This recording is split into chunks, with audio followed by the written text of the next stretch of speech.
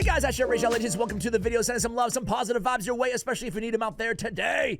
Today's gonna be a banger of a video. I'm in a spooky mood. I want to talk about a Halloween champion from years ago, right? Actually, this is when I started playing the game. When I really started getting into Raid Shadow Legends was in the 2019 Halloween Fusion time period, right? This is when Brackus the Shifter was added to the game. By the way, when we talk about Halloween champions, I love the dark, spooky, gothic aesthetics, right? That go hand in hand, obviously, with Halloween. But man, when we look at some of these old school Halloween champions, Plarium, if you're watching, how about you buff them? How about some buffs, please?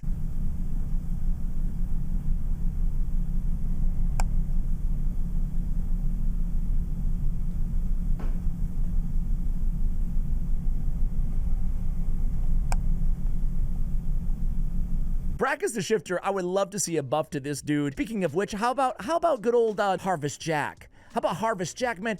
I love this champion, the Jack-o'-lantern. It's that time of year, Plarium. Give the Halloween champion some love, please, because I would love to see Harvest Jack more viable. His kit is not that great nowadays, honestly. But either way, he was a Halloween champion. We got a lot of them, honestly. I think we had Volcanos last year. Is that right? I think Siffy and Rhodos. I don't know. I mean, there's been a real hodgepodge. One of my all-time favorites, though, was Miscreated Monster. Good old Frank, man. He's an absolute beast. He's probably my second favorite epic ever added for Halloween, and he's one of my favorite epics in the game. I think he's still got it today too, like the stun, the shield, the ally protection, the cool passive. Honestly, like, this is a really good kit even here in 2025, which is testament to the design on this champion. Today we're talking about another old school who is really truly a special champion. She's very close to a legendary in disguise, and I think that today she's actually really solid and still underused in the game. People moved away from Madame Serris in the polymorph meta. Now she's seeing a little bit of a resurgence. Now we do have other options for buff removal out there. I'm looking at you, Marius. We have an updated video coming out in a day or two as well. But Madame Serris, man, she still has a lot of potential that she can bring to your team and your account, and I would behoove you to take her out of the vault. Try her out again. Not just because of that A3, but because of the A2 as well. She really does read in a lot of ways like a legendary champion. We'll talk about why in today's video, as for this spooky Halloween, we revisit Madame Serris. But first, shall we just take a moment to admire the best skins in all of Raid Shadow Legends? That's right, the Bloodveil skin. Oh my word. Look at this one, guys. Holy mackerel. Man, that is a beautiful skin, is it not? Damn. Also, Hellbirth. They're actually kind of a little bit similar. I don't have the Hellbirth skin. I do have the Blood Veil, which I will be using in today's video. But honestly, even her classic skin is it's classic. It's a classic. But the Hellbirth is also really incredible. Sorry, a little choppy in the background there, but really incredible, man. That's just a beautiful design. Okay, skins. I kind of want to see more. Why is she good? Why is she still an unbelievably effective legendary in disguise? She has fears all over the place. The chances of placing the fear on her A1 escalate depending on how many debuffs the target is under. On her A2, this is the ability that I think is most slept on from Madame Serris.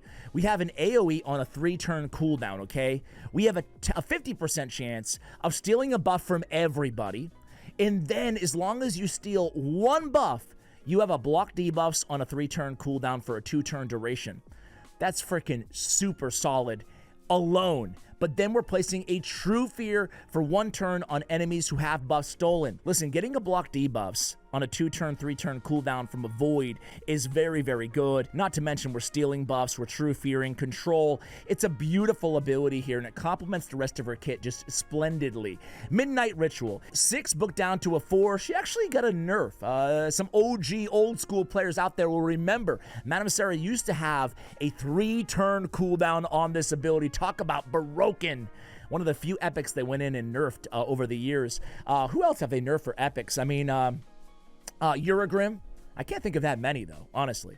Anyway, a full buff removal from a Void Affinity champion a decreased attack and a decreased defense for 2 turns. And then she has a passive as well. Place a shield on this champion equal to 10% of their max HP at the start of each turn. Every turn, she's going to get a nice shield. When attacked under the shield, she has a 35% chance of placing a fear on the attacker for 1 turn. She's like a little mini Fabian in some ways. With the buff removal, she's susceptible to polymorph, both of them, to the sheep.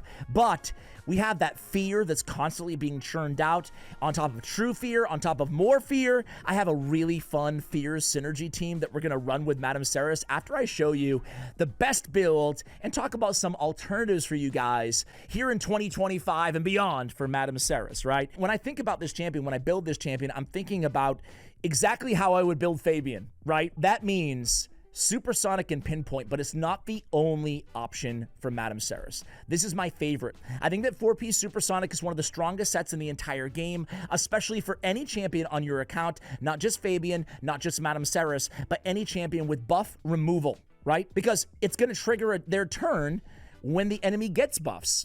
So ideally, a buff remover, when the enemy's getting a bunch of buffs, is going to be a fantastic choice as to who to go next on your team. So 4-piece Supersonic, the rest of Supersonic, 4-piece, OP.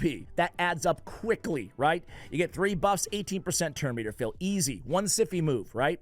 And then Pinpoint to protect from sheep. Now, there's 2 other options when we talk about Madame Serris builds, right? We can go with feral sets. Feral is very good on Madame Serris. A 6-piece Feral is ideal, obviously. We're going to start the round with plenty of speed and accuracy, but also block debuffs for 2 turns. Incredibly valuable, especially in this meta. It can be removed, though. It's not protected or anything like that, which is why I like this build a lot better. But then we have a 50% chance to prevent the placement of sheep debuffs by the Polymorph Blessing. Well, listen, guys. A lot of teams, not all teams, but Polymorph Blessing isn't as widely used as it used to be inside the game, okay, for a variety of different reasons. It's still out there, it's still very popular, it's still very annoying, but it's not as popular as it used to be. A lot of other just alternative blessings, Lightning Cage, Life Harvest, etc., are being used. Temporal Chains on champions like a Fabian, for example, right? So people, for a variety of reasons, people are gravitating away from just Polymorph all the time. Even some Stone Cleaver on nukers or some Crushing Rend here and there are being used along with Soul Reap. So there's a lot of options out there for a bunch of champions, even support champions. I've actually, personally, I've moved not all, but a few of my supports, I've moved over to Life Harvest, one of my favorite, most underrated blessings out there in the game. Anyway, I digress, because in this game, there's so many revivers, so Life Harvest is incredibly good. Madame Serris, back on. Okay, Dark Resolve, though, I don't know. That's let me remove that. So when we talk about her blessing, I like Chainbreaker. At the start of the champion's turn, has a chance of removing CC debuffs on this champion. Granted, I have her at 4 stars, so I only have a 15% chance. You can get that up to 20 or up to 25 at 6 stars. This is my personal favorite. You guys can let me know what you prefer on your Madame Serris. I think Molten Deathbell is, of course, maybe the best rare relic for her. It's actually fantastic. Her turn meter increases by 10% when applying fears and true fears. And she dishes out a lot of them, right? So Molten Deathbell is absolutely fantastic. Moreover, we get the, tied for the most important stat on Madame Serris, accuracy, as the first stat. Beautiful, beautiful. In terms of legendary, obviously, Captain Obvious here. Go figure, the Wand of Submission is going to be a great option for Madame Serris. Probably the best option for Madame Serris. Other options for Legendary are Hand of Uncreation. Again, accuracy first stat. You get a chance of, keeping her un-CC'd or un-cooldowned, if that makes sense. All right, so what do we have for her? We have Supersonic and we have Pinpoint. The third build would just be straight up a combination, whatever you have on your account available, of Perception. You could go 3 Perception sets, it works fine. Or you could go maybe Perception and Supersonic, a mix of those. You could go Perception and Pinpoint, a mix of those. So you do have some options there. But old school accuracy Perception is going to be just fine on Madame Serris as well. Speed, though, is going to be imperative. So we have her speed fast. But the beautiful thing is, when you have Supersonic, you don't have to have your best speed gear on the champion. You can focus as well on accuracy and other important stats. Now, her HP is a bit low because I have and less than ideal gauntlets on her. Crit rate, crit damage, not really what you're looking for in Madame Serris. She can't deal much damage, but I am really strapped for good pinpoint gauntlets. In this one, I mean, 32 speed, sign me up. Ideally, we want accuracy on the chest with HP percentage as a ascension or accuracy, okay? But we really want HP percentage as a main stat because of her shield on that passive where she dishes out more fears every time she's attacked. All right, so we have speed, obviously, on the boots. We have accuracy, looking for speed on the banner. And then we just have HP on, or as a main stat priority, or a secondary stat priority after speed and accuracy on Madame Serris. So that's going to be the build. I gave you some alternative options as well. Gosh, I haven't touched these masteries in forever. I don't know what the hell. You ever look at old master? I'm not even going to cut this. I could cut it, but I'm not going to. I want to prove my point. You ever look at old masteries on any of the champions that you haven't played for years? And you're like, what the hell was I thinking? Why did I go with Sniper? Sniper literally does nothing on a Madame Serris. Why do I have no idea what I was thinking. So these masteries, otherwise, they're totally fine. You want Charge Focus, Swarm Smiter, Pinpoint. You want to start with accuracy. Lore of Steel, not going to help her out on this build, but it's a fine option. I would go Cycle of Magic and Lasting Gifts to extend the duration potentially of the block debuffs to 3-turn duration. So that would be what I would do instead of Sniper, right? We would go here. We would go from Swarm Smiter to Cycle of Magic to Lasting Gifts instead. Otherwise, I like this. I love Resurgent on her. I wouldn't even mind going maybe Improved Parry and Wisdom of Battle as well, instead of going 2 on the support side. So you do have some options there. Do I have to pay here to redo it? Yeah. I'm not going to pay 150 gems just to get rid of a Sniper. But yeah, there's nothing on her that would benefit Sniper, right? Fear doesn't count. True Fear doesn't count. And this is already 100%. You know, like, that's it. That's it. We're good. Let's go into battle. Let's take a look at this team. We're going to have a little bit of fun this Halloween. Oh my gosh. I could have sworn I was in platinum for this video. We'll get to platinum. Check a look at this team, guys. Here's the problem. They buffed Fortis, and I hate to say it, Plarium, but you did a lousy-ass job on Fortis. You really did. You really did, man. He still doesn't deal enough damage. Moreover, the secret ability that can be unlocked at a 40% a rate on Astral Terrors, there's nothing else happening. There's 30% ignore defense. There's no ignore, like, to have a secret ability, a secret skill in Raid, I want a block revival. I want ignore all defense. I want something crazy to happen, especially on a Void freaking Legendary, you know? I mean, come on. Come on.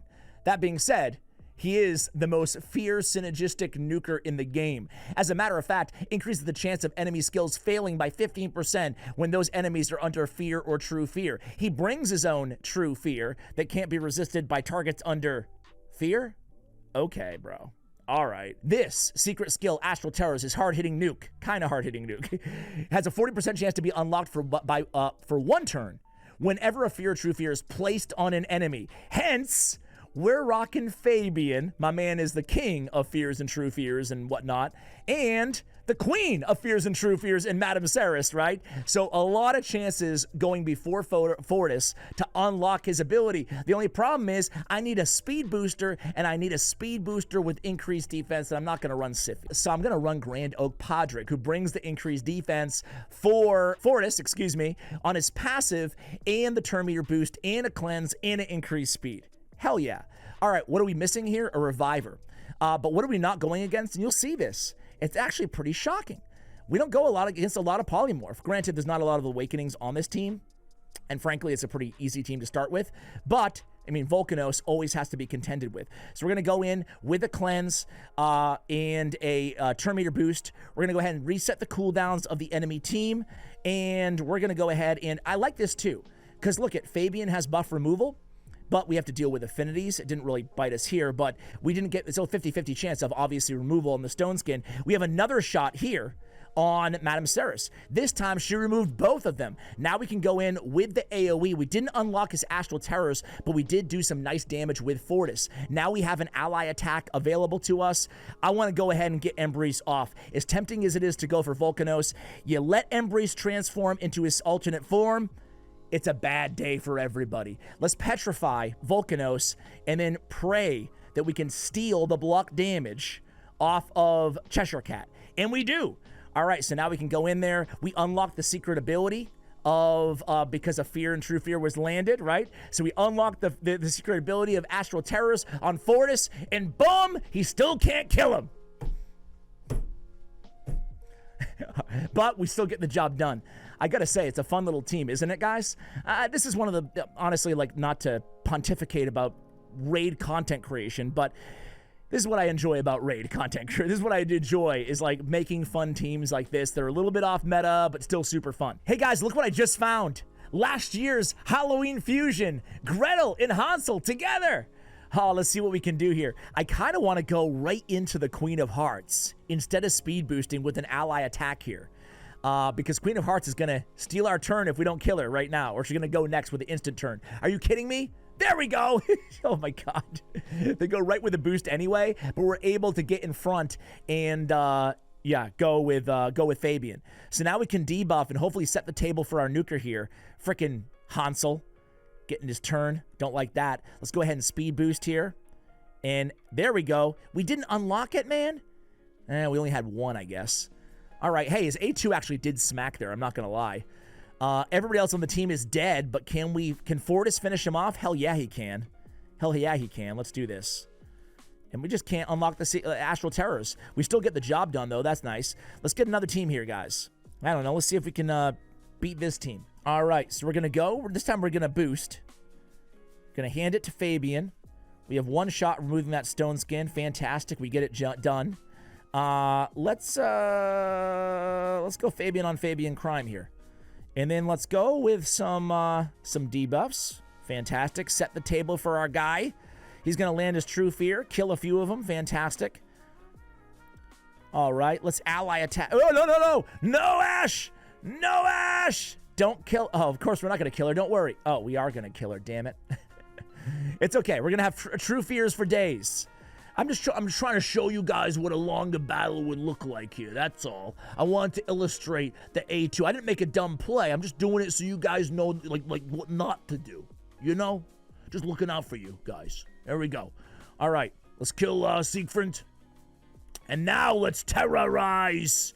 AKA kill one of them. Hey, how about ignore block damage on the Astral Terrors? That'd be a cool ability to have, huh? That'd be a nasty ability to have. All right, let's go in here and clean up and boost and, oh God, kill one target. And it's funny, I'm showing a lot of Fortis here in this video, and I'm trying to be excited about my man, but I'm not very excited about my guy Fortis. Can you tell I've been crapping on him the entire video?